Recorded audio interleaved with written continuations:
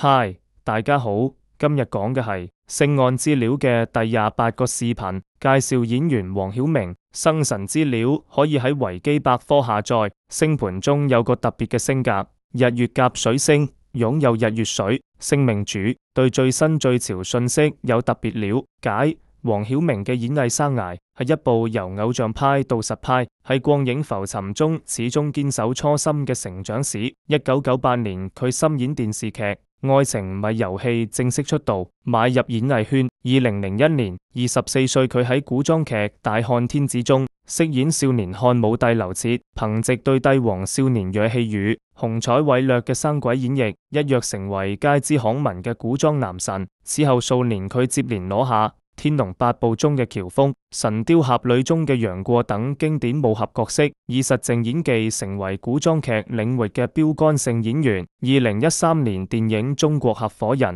中嘅成東青一角，俾佢實現演藝生涯嘅質嘅飛躍為貼近角色喺農村青年到企業家嘅轉變。佢刻意增肥打磨口音，最終憑呢一角色斬獲多項影帝殊榮，正式躋身實派行列。從巔峰到事業較期，黃曉明從未放棄對表演嘅敬畏之心。面對市場變化與輿論質疑，佢以高情商與人性教自我。即便地方作品票房未達預期，仍手握眾多對播作品繼續探索。佢經歷深刻，話俾我哋：成功喺非永久谷底，亦非終點。重要嘅係喺浮沉中保持初心，喺磨礪中學會成長。喺熒幕之外，黃曉明嘅溫暖與經歷同樣令人印象深刻。佢枕住投身公益事業，2004年就發起明天愛心基金，關注貧困兒童嘅教育與健康問題，先後資助數千名貧困學生完成學業。